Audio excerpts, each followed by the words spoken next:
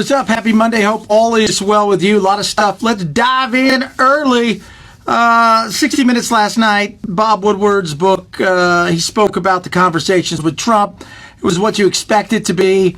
You know, I have some issues with Trump with the way that he's handled some of this after all of the stuff that they've talked about. We're talking about April, May, June. I think sometimes he poo-pooed it, didn't take it seriously enough, and really was more of an annoyance than anything else. But all the other stuff before that, quite frankly, you go and you see with the World Health Organization, the CDC, Fauci, everybody was saying, everybody's giving you mixed signals along the way. I think it's a nothing. When you look at the polls, they're starting to look a little bit different.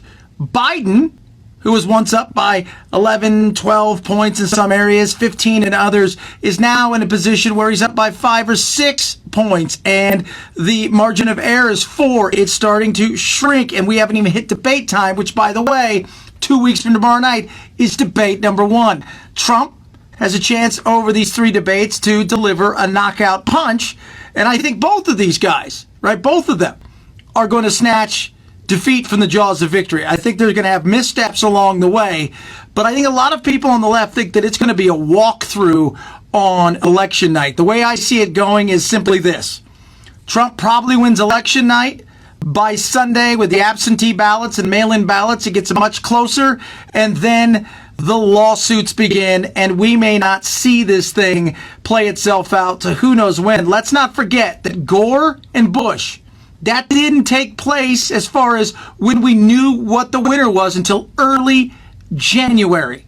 So would I be surprised to see this thing draw out that long? I would be surprised, but is anything possible? My God, it's 2020. Of course anything's possible. For God's sakes, look at us. This is insane. The other thing we're going to talk about today, the NFL. How woke were they? Were they too woke? Were they just woke enough? Was it woke-ish? I enjoyed the games. It's weird watching with no fans. I saw some wokeness, but not too woke for me. I mean, it was just one of those things. I turn in for the games. I'm also doing 50 things, and I'm working, and I got a lot of stuff going on. I'm flipping back and forth between the golf. But I enjoyed the games. Like I said, each team, especially the NFL, think about this. The NFL hasn't had their chance to have their voice heard. This was their chance to have their voice heard. Here's what the people are saying, though. Ratings were down about 12%, 13% from last year, but up from the year before that, which was a 10-year low. All that being said, even with ratings down, when you look at the size of audience the NFL gets comparatively to every other sports, and in many cases, just about every other damn television show, it absolutely crushes, and so it will continue to be the leader in the clubhouse. I think they have their opportunity to say some things and do some things. What happens from here on out? Well, that's up to them. I think each player and team is going to have to deal with certain things. And you'll probably get this in, like each team will have their home opener and they'll be able to do something. Look, I'm not going to sit here and bitch, whine, and moan all the time. The reality is America is just such an amazing place. We're an incredible melting pot. Too often we focus too much on the quote unquote the things that divide us and not the solutions to the problems that are out there, because there's no money in the solutions. There's money in the problems, and we need to actually focus more on the solutions and not the problem. But, the NFL is the NFL. It's still domination no matter what anybody says. And a lot of people out there, I'm not going to watch them, and they're going to be gone in 2 years. Settle down. They're not going anywhere anytime soon.